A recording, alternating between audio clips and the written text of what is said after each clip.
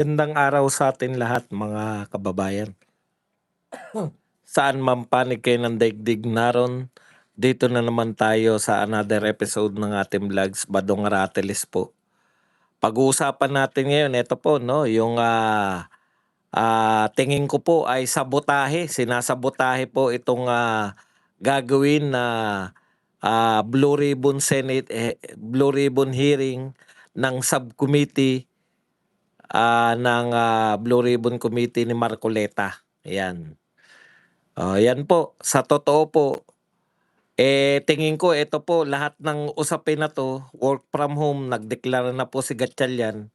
Tingin ko po ito may kinalaman po 'to sa muling hearing na isinasagawa o isasagawa bukas nito ni Senator Marcoleta. Alam po ninyo, yan po mga paglilingkod natin at iba pang balita. Pero bago yan, kung bago ka pa lang dito sa ating channel, mag-subscribe ka na. Dahil ito lang ang tanging channel na may kinikilingan, may pinapanigan, at swerteng-swerte ang may-ari ng channel dahil nakamit si Marcoleta. Kaya ano pang hinihintay nyo? Pindot na. Let me share to you one ano no yung one of the most isa sa mga kumbaga masasabi ko na unforgettable moment ng aking buhay. Pangalawa to, yung una yung nagkita kami. Yung nagulat ako, pasensya na po kayo medyo magsi-share lang po ako na experience kasi kahapon po finally ang bilis ng pangyayari. Nung kailan ba ako hinanap ni Senator Marcoleta? Lunes yata. Hinanap ako ni Senator Marcoleta nung Lunes. Gusto niyang hingin yung number ko. Tapos may nagbigay po ng number ko na common friend namin ni Senator Marcoleta. Tapos yun na nga, minessage niya ako na yung sinabi niya nun, minessage niya ako. Tapos kala ko tapos na yung yung hanggang doon na lang yung relasyon namin na sabi niya, 'di ba? Dagdagan mo yung yung pagtawa mo kasi marami na aasar sa tawa mo eh. Yan yung message niya sa akin eh. Dagdagan mo yung tawa mo kasi maraming mga galit na galit pag tumatawa ako. Parang nakakatuwa para sa mga Duterte supporters na yung tawa ko ay nakakapang-inis. Okay, kala ko hanggang doon na lang hanggang sa bago po kami magkaroon ng bago po kami kahapon, minessage ako, "O baka libre ka ng 5:00, magkape naman tayo." Sabi ni Senator Marcoleta, "Siyempre libre ka kaya lang merit ako." "Senator baka puwedeng 5:30 kasi meron akong meron kaming program, eh." Sige." So tapos po, yun na nga, nagkita kami. Talagang hindi ko akalain na yung isang katulad ko na, walang binatbat, 'di ba? Hindi katulad ko na yung katulad ko na na napakasimple, wala po kung hinangad na kung ano pa man, yung basta pagkitaan lang ang YouTube. Yung na-appreciate ako ni Senator Marcoleta. Kaya sabi ko, "Putya talagang hindi mo akalain 'no." Yun lang po. Ta's pinakain niya kami, 'di ba? Hindi po sa ah, hindi po sa mga fancy restaurant. Talagang magugulat ko, wag ko na lang sabihin kasi tambayan niya raw yun, lagi raw siyang kumakain dun. Pero napakasimple lang po, hindi po siya yung akala mo, naku senador 'to baka kami. Baka yung siyempre hindi 'to basta-basta. Hindi mo akalain na talagang yung niya ng pakape, dun lang sa lugar na yun. Talaga. Sabi ko akala ko yung meron pang yung mga secluded na restaurant na exclusive na merong mga VIP, 'di ba yun yung iniisip mo, eh. Siyempre senador yun, eh, 'di ba?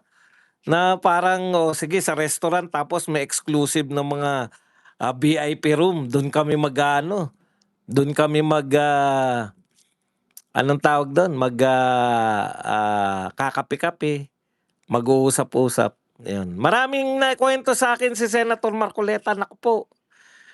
Daig pa namin yung sinama ko si PL pala tsaka si BMR. Daig pa namin yung nag-privilege speech siya na napakahaba. Tuwang-tuwa talaga ako na personal. Nung una naming pagkikita ni Senator Marcoleta, ano lang yung sa biro-biro, nagbiruan lang kami, 'di ba? Saglit na saglit, wala pang 5 minuto. Okay. Tapos yun na, kwento ng kwento. Nanakit na nga ulo ko. Wag po kayong mag-alala, may mga ano po talaga, yung insider talaga 'to. Ano yung nagaganap? Ano talaga yung nagaganap sa Senado? Talagang sabi ko, grabe naman 'to. Ang tinatanong ko, ano po yung hindi puwede ikuwento rin? Ano po yung hindi puwedeng i-vlog? Meron po siyang, eto hindi puwede i-vlog. Kaya lang makakalimutin ako, eh. Hindi po naman puwedeng isang bagsakan. Kumbaga, mare-recall ko po 'yan 'pag may mga panyayari. Okay. So, yun po 'no, yun po yung, in-update ko lang po kayo. Hindi po tungkol diyan, siyempre gano'n pa rin, pero ang dami po namin natutunan. Ako personally, ang dami kong natutunan sa kuwentuhan na yun. Kumbaga, meron sa batas, meron sa mga personal, meron sa ano yung kaganapan. Kasi baka nakakalimutan natin, neophyte si 'di ba? Neophyte si Marcoleta, hindi naman po siya datihan diyan, eh. Ano yung nung dumating siya, ano yung nangyari sa Senado, parang gano'n. Mga behind the scenes, kuwento, talagang akala ko magtatawanan kami, hindi. Tawa ako ng tawa kasi siyempre dahil nakakatawa, yung mga ano niya. Kahit nagpapatawa siya, putya, seryoso, eh. Hindi nagbabago yung mukha, eh. Kaya sabi ko nga, napakasuwerte ko kasi akala ko yung message niya na yun, dagdagan mo yung mga, 'di ba, yung sinabi niya rin yung katatawa. Akala ko hanggang dun lang. Tapos siyempre inirit natin, "Senator, baka puwede naman dalawin kita sa Senado paminsan-minsan para yung" naiinggit tayo, 'di ba, may yung mga ibang senador may guest, tapos naroon sila sa session ta's i-a-announce, narito yung mga guest ni, senator gano'n. Oo daw, sabi ni Senator Marcoleta, oo daw, message lang ako. May sabay sabay ngayon sinara yung Senado. Balak ko pa naman sana na na mag-guest ngayon sa dahil hearing niya, eh, 'di ba? Okay, wala pa, hindi alam na, nahiwatigan niya na. Yan po, basta yung mga kumbaga yung napapanahon po, maraming revelasyon sa'kin si Senator Marcoleta, eh. Pati yung mga hinala niya. Tama naman yung mga hinala niyo na hindi pa bumabaliktad, 'di ba? May hindi pa bumabaliktad. Pero iisa lang po yung hinala namin na posibleng bumaliktad kasi inobserve niya, eh. Nagbibigay siya, ang dami niyang binigay sa'min na na eto, parang yung, 'di ba si Judas? Eto halimbawa niya, halimbawa na makuwento niya. Ang maganda magkuwento si Senator Marcoleta, nakakatuwa siya magkuwento kasi nilalagay niya kami sa sitwasyon. "O ganito, halimbawa nag-meeting kami kay Loren. Naku, ang sarap ng kinain ni Loren. Ang sasarap talaga, pangmayaman na pagkain." Mga tipong gano'n. Hindi niya yung ano yung pinag-usapan lang, hindi. 'Pag nagkuwento siya, pati yung kunwari meron napuntahan, hindi ko na sasabihin kasi siyempre hindi ko alam kung puwede ikuwento o hindi. Sa Forbes Park ang laki-laki daw ng grabe, 1 hektarya yata yung lupain na yun. Putya, ang yaman, parang ang yaman, ta's magaling siya magkuwento na hindi lang yung ang kuwento niya yung, eto sinabi ni gano'n, yung mga kuwento, hindi po. Pati po yung yung pong mga pagpapakain sa kanila, ang galing niya Tapos yung mga may pabaon, ano yung pinababaon sa kanila. 'Pag nag-meeting may papabaon na mga, ulam, gano'n. Natutuwa ako, eh, sabi ko, "Ang tindi naman nito. Sino naman ako o sino naman kami para kuwentuhan ng, nitong yung kuwentuhan niya hindi yung kuwentuhan na parang, "Oh, eto lang yung nangyari." Hindi po. Pati yung pinabaunan kami niyan ni Senator Chis yung ano, kasi negosyo nila yung pati tipong gano'n. Makokonekta niya na magwo-walkout na siya kaya kinuha niya na yung baon niya, yung pinabaon sa kanya. Nakakatuwa, kaya lang alam mo naman yung ano ko, yung ano ko, yung kumbaga hindi hindi na ako gano'n ka-ano, eh, yung dalawa. Kaya maraming maraming salamat, Senator Marcoleta, sa isang napakasayang, actually hindi kami nagkakape kami, pero inorderan niya kami ng pagkain. So isang kapihan na napaka-normal po, hindi po siya yung ine-expect namin na nakatago kami na walang walang tao, yung mga gano'n, hindi po. Hindi po siya ano, hindi po siya yung pa-espesyal na dahil senador siya, gano'n. Hindi po. Napaka-normal lang po. Siyempre dun kami sa malayo sa mga tao naman, 'di ba? Kasi baka dumugi naman ako. Ayan lang po. Alam ko po na yung iba sa inyo walang interes, pero pasensya na hay ako, eh. Kasi ang bilis ng pangyayari, 'di ba Lunes lang niya ako hinanap, tapos Martes na-contact niya ako, tapos, ay nung kinalinisan ng gabi pala na-contact niya na ako. Kasi may nagbigay na ng number ko, eh. Tapos kahapon yun na, in-invite niya na ako magkape. So, ganun lang, ganun yung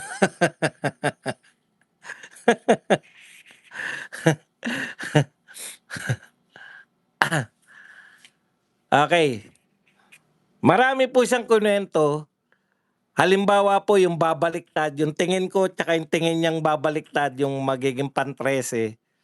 Tapos bakit hindi pa bumabaliktad? Siyempre hindi ko puwedeng sabihin yun, eh. Pero yung malamang yung hinala natin, tingin niya, yun din. Kaya kaya lang dahil ngayon, usually 'pag hindi ko siya nakausap, very vocal ako, eto ang babaliktad 'pag puwede na siyang bumaliktad. Pero, ngayon hindi ko na puwedeng sabihin. Kasi sabihin mo siya, "Ba't siya inunahan mo pa? Nagkuwentuhan tayo na sa'tin lang yun." Pero your hula is, yung kung sino talaga yung hinuhulaan ninyo, sino yung hindi nagpapakita, 'di ba? Yun inside in po yun, talagang sa tingin niya. Kaya lang hindi na ako puwedeng magbigay ng tip o ng, anong tawag dun, clue. Kasi, hindi na po puwede dahil kung hindi ko nakausap si Marcoleta, masyado akong malaya na sasabihin ko, "Eto ang babaliktad diyan, hintayin niyo." Ngayon hindi na puwede kasi siyempre, 'di ba? Okey. So ngayon po punta na po tayo rito. Kahapon tuwang-tuwa tayo kasi, kinumpirma ni Senator Marcoleta na, magkakaroon siya ng, second hearing ng Blue Ribbon Committee na, subcommittee na pinamumunuan niya, 'di ba? So hindi lang nagsabi ng detalye kung sino yung mga iimbitahin. Pero ang tinanong ko sa kanya, kasi nabalitaan na natin 'to, eh, na merong, baka baka ikandado yung Senado, eh. Sabi ko, "Senator, paano yan pagka sinara yung Senado? Hindi kayo papasukin, tuloy pa rin ba? Maghe-hearing ba kayo sa labas?" Yun ang hindi siya sigurado, pero malamang itutuloy na kahit sa labas. Yun yung nasabi niya. Siyempre gusto nila sa loob, 'di ba? Kaya lang hindi yun yung pinaka-main ano namin, eh, parang alam niya na darating ang panahon matatapos 'to. Kasi 'pag nagka-13 sila tapos na, eh. Pati yan mawawala na rin yung Blue Ribbon Committee hearing. Alam naman niya ang talagang eto matitiyak natin na yun talaga yung dun talaga sila after sa matigil yung Blue Ribbon, yung mga itong Senado na 'to. Talagang nagkaroon lang ng pag-asa muli na magkaroon ng Blue Ribbon, Committee hearing. Dito na nga sa panahon na ni ano, na nung naagaw nila yung, Senate presidency. Pero 'pag naagaw uli yan ng kabila, ililibing uli nila yan. Hindi talaga sila seryoso diyan. Marami talaga silang pagtatakip na gagawin diyan. Ano pa ba? Yun yung marami naming ano 'no, Dolphy Luxir. So, nakakatuwa, nakaka-high kasi bihira naman akong ma-meet ko yung mga idol ko, si Tatay Digong. Si Tatay Digong nagkita kami pero hindi kami nagkita nung yung nagkukuwentuhan, yung nakita ko lang dahil pareho kami nasa rally tapos ayan lang si Tatay Digong, eto lang kami, malapit lang. Kumbaga kaya lang nasa stage siya, hindi siya nagkukuwentuhan kami, yun hindi ko pa na-experience yun. Kaya sabi ko nga, okey na 'tong experience ni Badong 'no? Talagang isa 'to sa mga hindi ko pagsisisihan kung bakit ako naging vlogger. Okey, punta na po tayo rito sa ating, topic.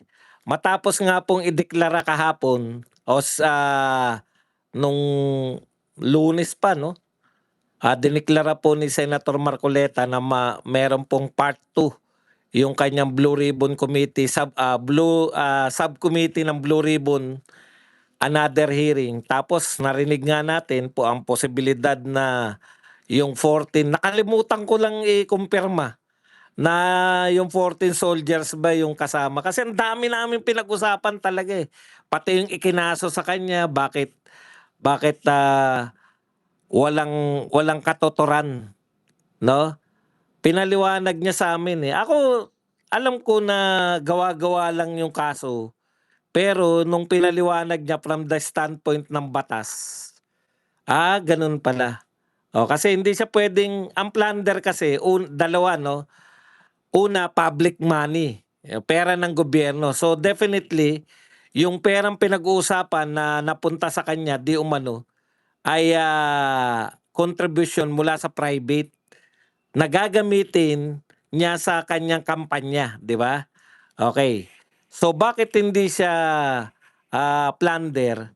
Kasi ang plunder, puwede ka rin sampahan ng kasong plunder sa private money kung yung pagbibigay sa'yo ng pera ay may intention na mabigyan mo siya ng pabor. Okay. Yun nga po. Kaya po kami hindi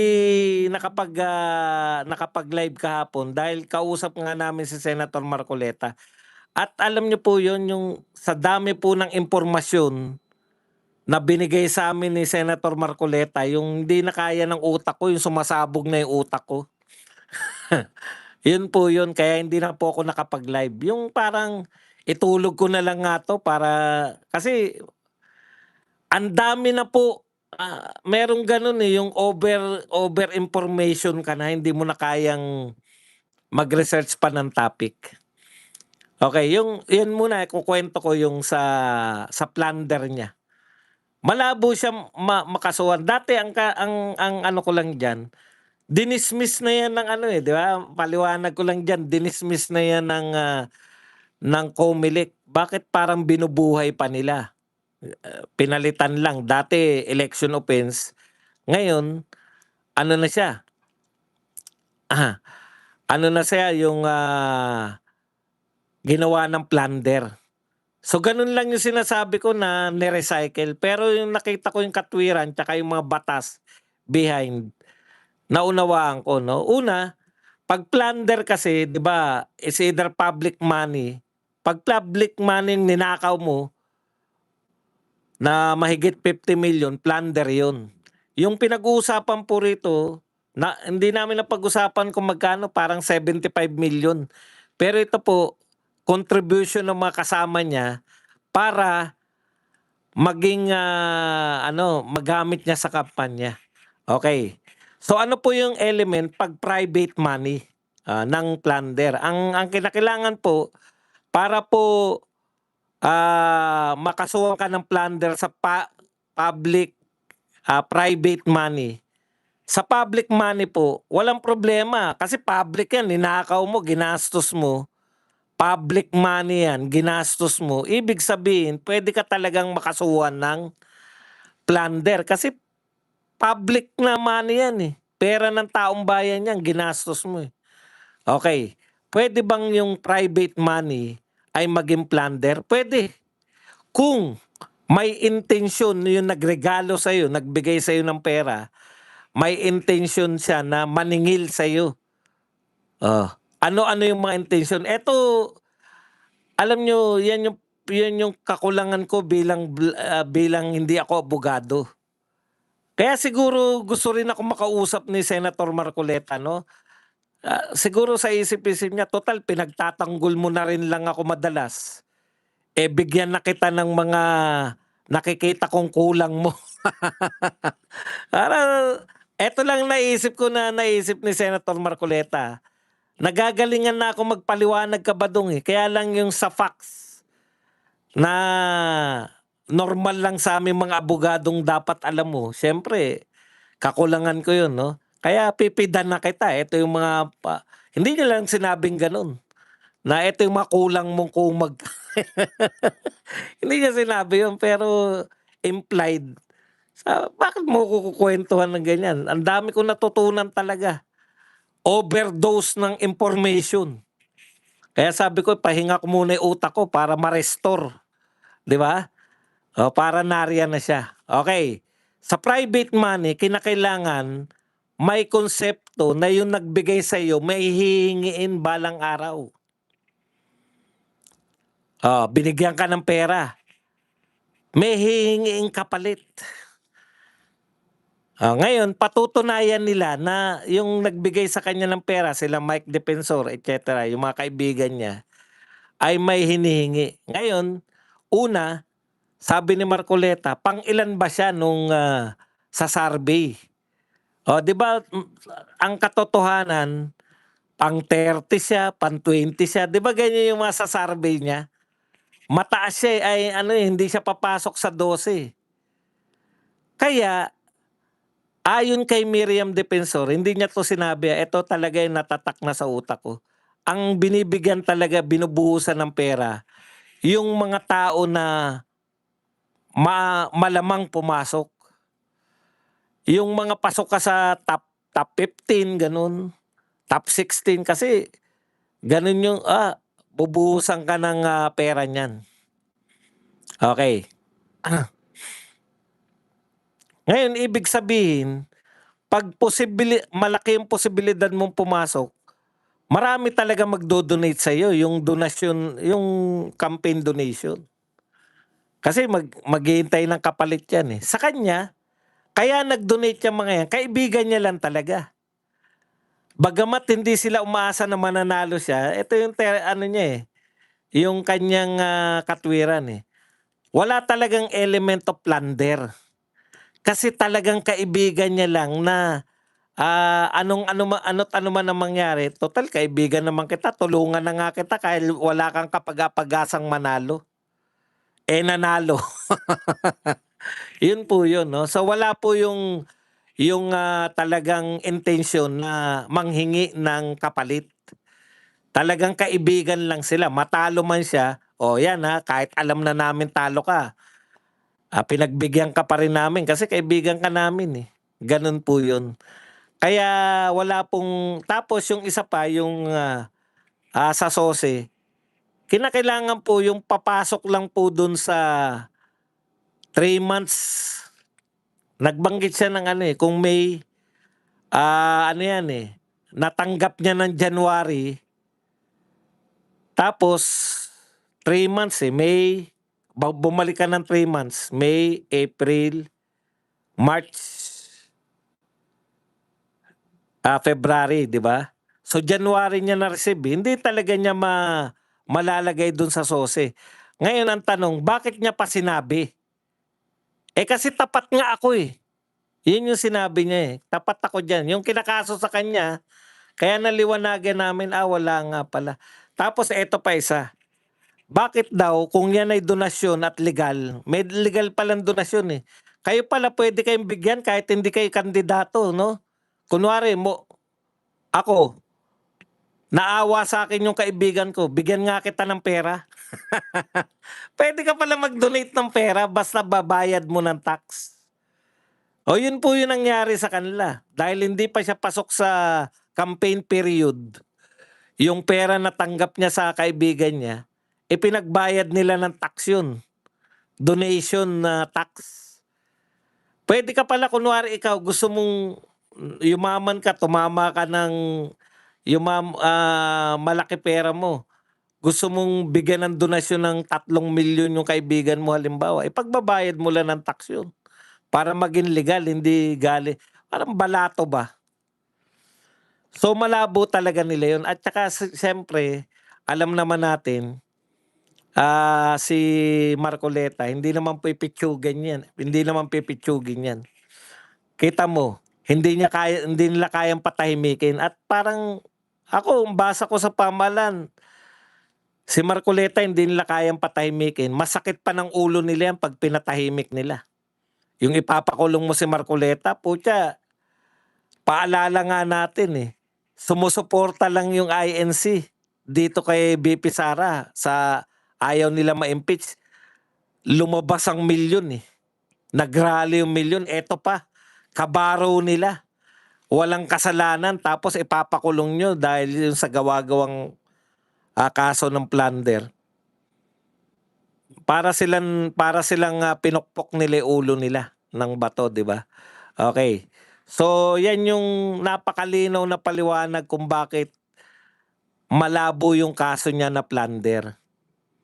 Sabi ko, oo nga. Kasi ang simple lang paliwanag ko diyan, dinismiss na nga ng COMELEC yan, tapos kayo, 'di ba? Hindi ko na mainlam kung bakit dinismiss ng COMELEC. Kasi ka-dismiss talaga yung kaso. Hindi rin po yun puwedeng, kasi hinahanap kung dinonate sa'yo yan, bakit wala sa salin mo? Correct, wala po sa salin dahil nagastos niya na nung May election. Gumastos siya sa May. 'Di ba ang isang kinakatwiran sa kanya, bakit daw mas malaki yung ginastos niya sa kanyang campaign period kaysa sa kanyang salin? Natural, may nag-donate nga, Yun yung ginastos. Malalaki pala pera talaga 'pag tatakbo kang senador. Okay, punta na po tayo rito sa so malinaw po, 'no, sana malinaw yung paliwanag ko katulad ng naliwanagan ako, na wala talaga palang kaso si Marcoleta, ipipilit lang nila kung sakasakali pero hindi naman niya aatrasan. Okay. So punta na po tayo rito sa sinabi naman ni Gatchalian. Ito po yung sinabi ni Gatchalian, mayroon daw pong banta ayon sa NBI sa Senado. Ayan, it's a possibility na armed group yung manggugulo. So may manggugulo. Kaya po, Gatchalian said he has since ordered heightened security measures and implemented a work from home arrangement out of abundance of caution. So bilang precaution po sa napapabalitang may manggugulo sa Senado, ayon sa information ng NBI, work from home na lang yung mga tao. Alam niyo po, eto lang po yung real talk lang po tayo. Sabi mo, kontrolado mo yung, meron sinabi si Gatchalian dito. Gatchalian says he has operational control of Senate. So ikaw ang may operational control ng Senate.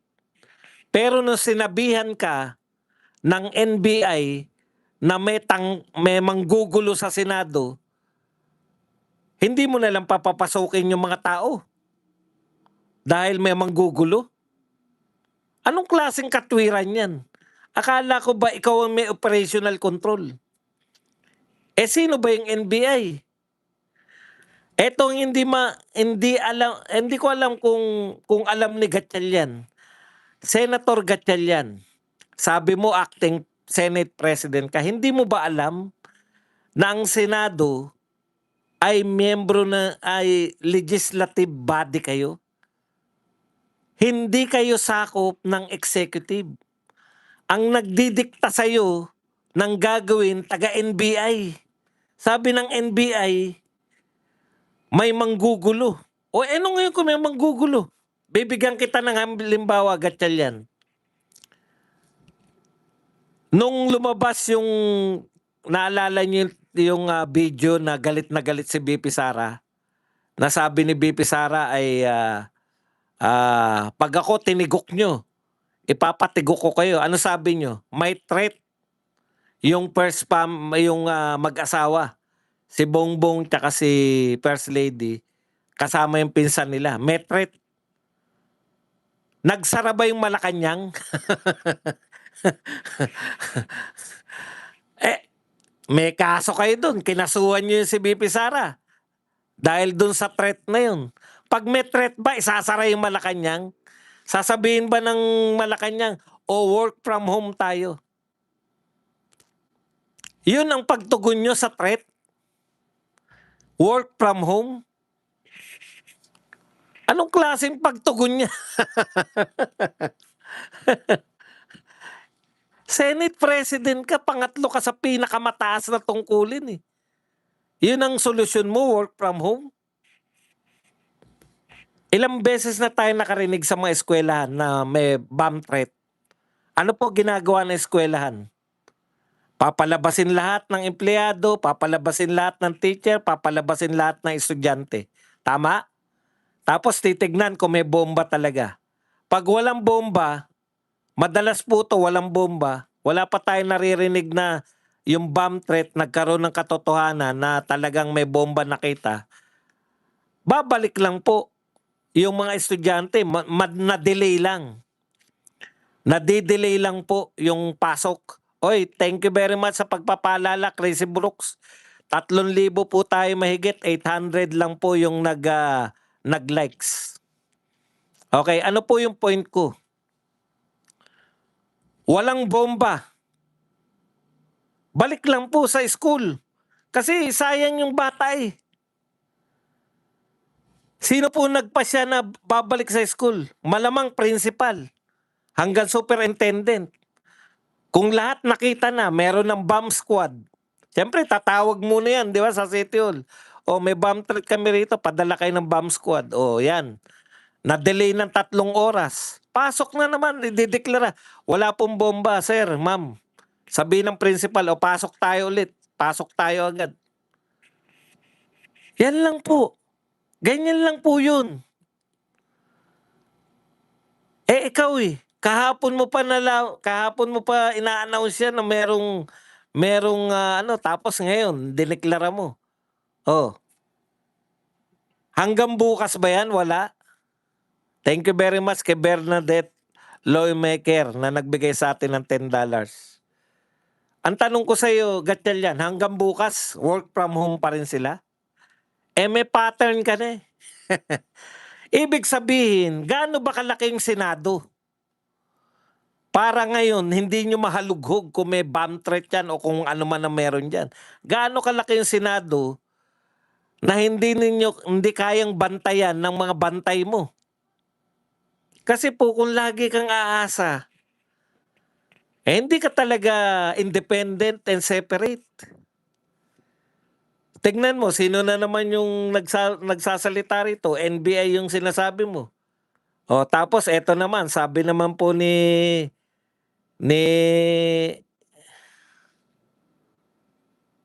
sino pa yung isa nagsalita? Si John Vic. Ayan, John Vic ipinahayag na mas hinigpitan na ang seguridad sa Senado. NBI ay sakop po ng DOJ. Ang DOJ po ay sakop ng Pangulo. Secretary po yan eh.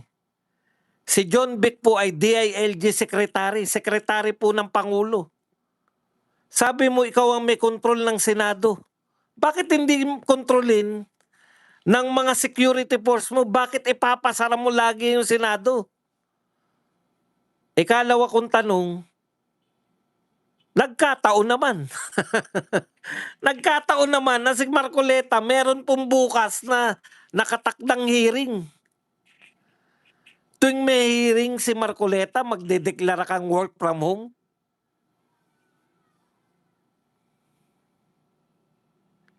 Ano ba naman yan? Alam na natin lahat bukas meron pong hearing at posibleng maimbitahan ulit yung 18 Marines.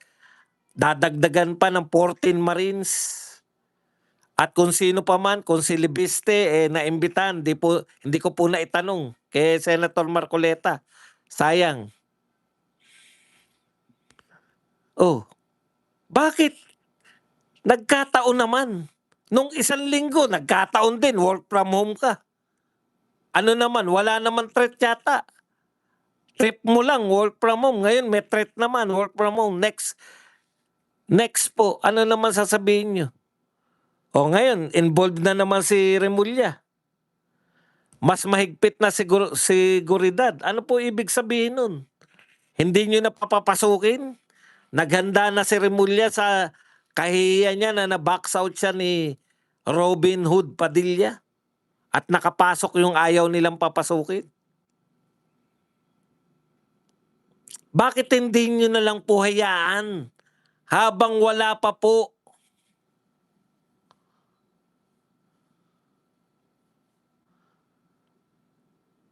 Habang wala pa pong pasya yung Supreme Court, hayaan nyo muna.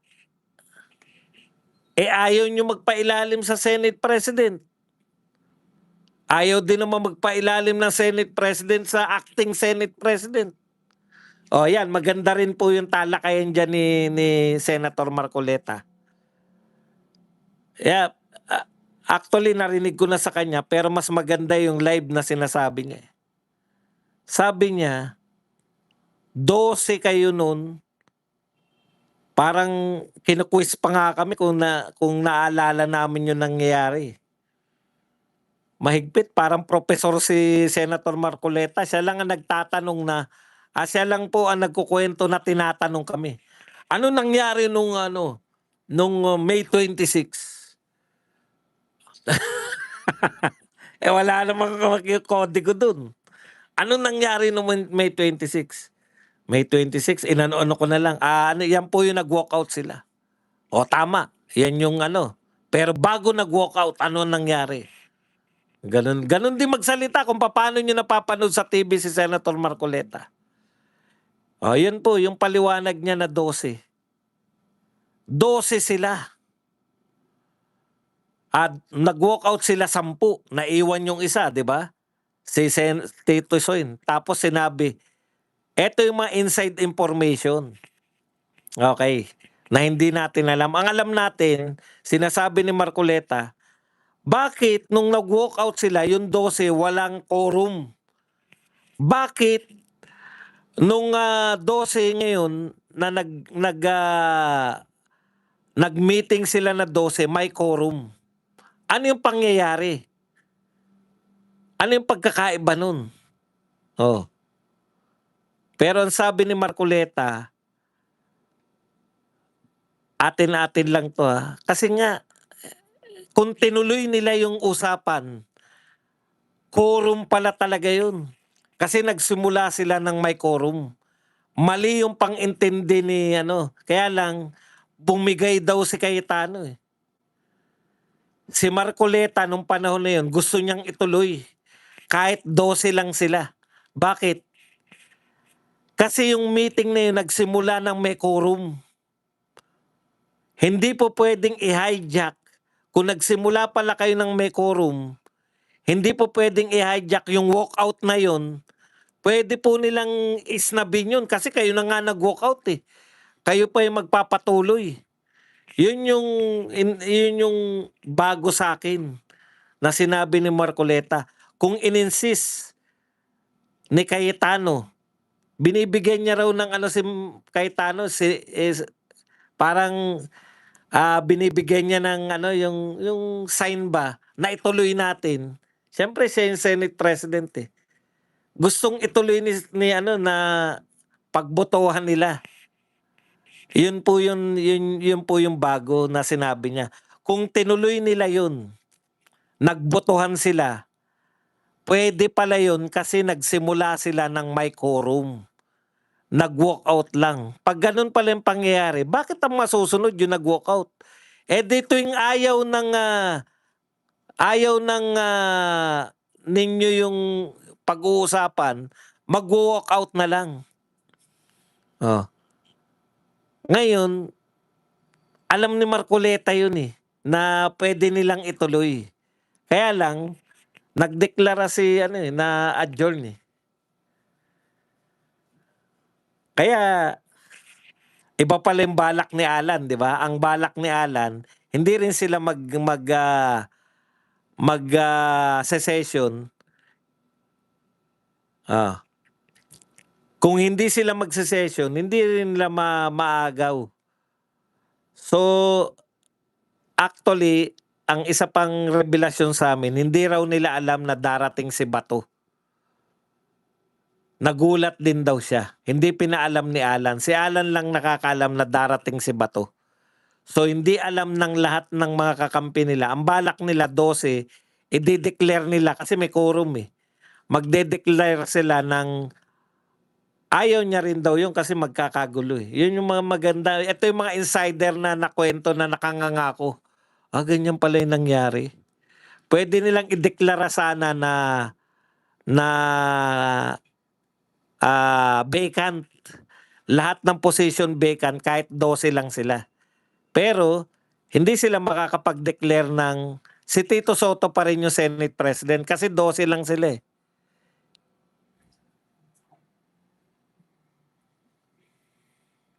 Okay. Kaya kung mabilis si Alan, kung wala siyang si Alan kasi may tendency na, 'di ba? Yung kunin pa yung kabila. Yun nga yung sinabi ko, yan nga tendency ni Senator Alan na gusto niya pang kunin eh.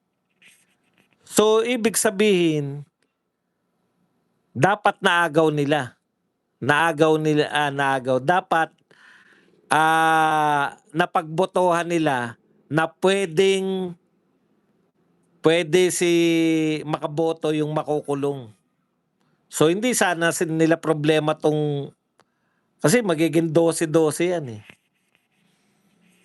12 sila Bato. Kung kasama si Bato at si Jinggoy 12. Hindi na rin babaliktad si Chis kasi walang mahita sa pagbaliktad niya. Okay, let's just support SP Gatchalian to hard accept you idiots. Alam niyo po, hindi po pwede pong legal papatanggap niyo sa amin. Madali lang naman eh. Wala na magagawa pag naka-13 kayo. Hanggat hindi kayo 13, illegal yun. Kaya yung nangyari po, hindi po, June 12 po yung holiday. June 12 po yung kaya yung work from home, ang tagal naman yung work from home na yan kung may security problem. Di ba? Okay, isa pa. Yung 12, doon na tayo sa 12. Yung 12 daw talagang illegal yan. Hindi talaga. Katunayan, sila mismo. Sabi ni Senator Marcoleta, yung 4, hindi po pwedeng iboto ng hindi majority. Nakalagay sa konstitusyon. Ano-ano yan? Senate President pro tempore, Secretary, at saka yung Sergeant at Arms. Lahat yan ihahalal ng majority. Ngayon,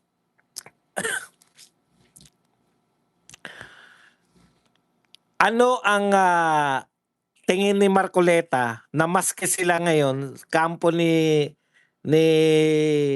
Gatchalian, hindi rin sigurado. 'Di ba? Kung totoo sila na sigurado sila na yung 12 ay majority, katulad ng sinasabi nila, bakit hindi sila naghalal ng Senate President? Bakit Senate pro tempore lang? Yan yung tanong ni Marcoleta eh. Bakit hindi kayo naghalal ng ano kung talagang legal yung 12 ay majority? Ah. Kaya yan po yun. Ngayon po, kaya sabi nila ni Senator Marcoleta, pwede nga talaga matapos na yan pag naging 13. Sila Win Gatchalian pag naging 13. Ay, meron pa pala. Meron muntik na sana wala nang laban kasi pinadadalo si Alan Peter Cayetano eh. Kung dumalo si Alan Peter Cayetano nung 12 sila, ewan ko kung pinayuhan niya yata na wag kang dadalo. Pan-13 si Senator Cayetano, di ba? Pan-13 siya. Nasa quorum. Wala nang pinag-uusapan ngayon. Buti daw hindi nakadalo. Nakalimutan ko kasi sa dami ng impormasyon nga kung siya ba'y nagpayo kay Cayetano na wag dumalo dun sa 12 kasi siya pa magpe-preside, di pan-13 siya. Legal na sana yung pag-elect nila kay Gatchalian. Ngayon po, may laban pa sila. Oh, talagang dalawa po talaga ang Senado. Tama, si Alan Peter po ang nagsabi ngayon na Senate of Malacanang at saka Senate of the People versus Senate of the People. Ano pong patunay na Senate of Malacanang? Panay ang banggit nyo na ang kumikilala sa kanya, Malacanang. Tignan nyo naman yung mga maniniwala ba kayo na in control si Gatchalian? Bakit sinabi ng NBI galing sa NBI? Ngayon etong question ni Cayetano. Kung talagang merong threat, bakit ang nakakaalam lang po yung sinabi lang sa Gatchalian Black? Bakit hindi sabihin sa lahat ng senador? Bakit yung mga kakampi nito ni Cayetano hindi po pwede?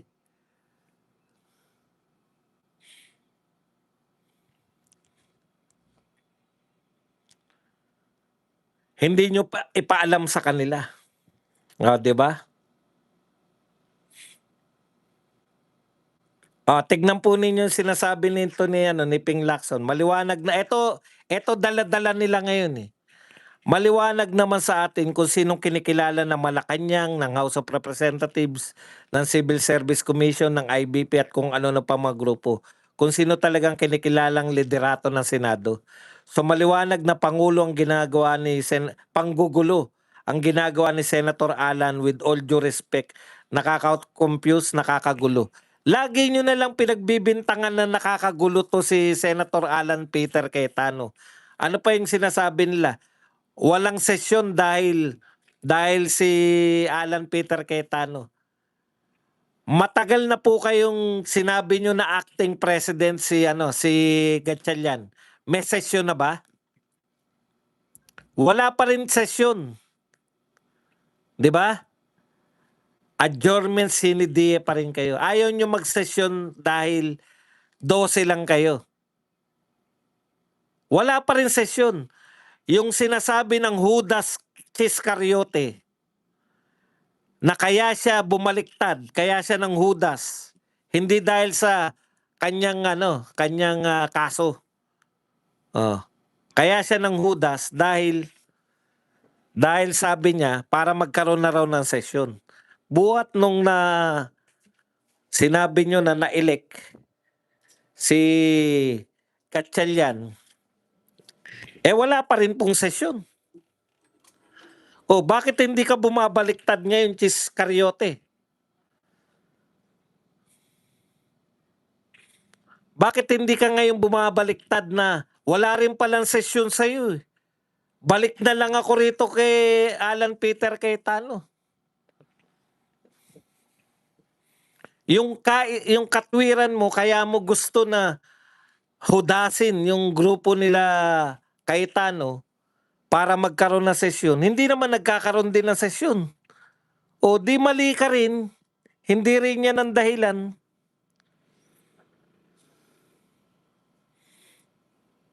Kaya tumanda na ng husto si Chis Cariote.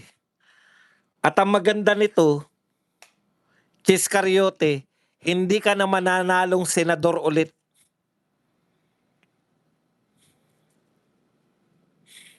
Okay.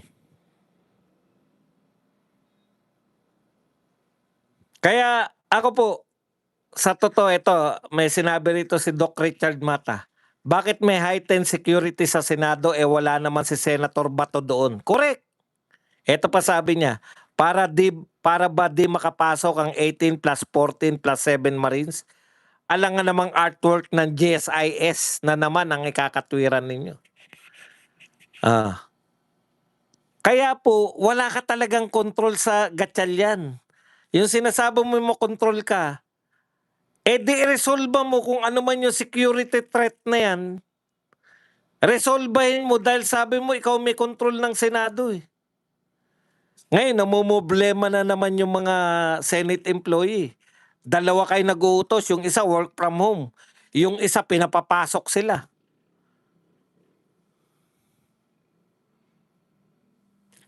Yan lang po ang ating topic, pwede na kayo magtanong. Yung iba pong mga pinag-usapan namin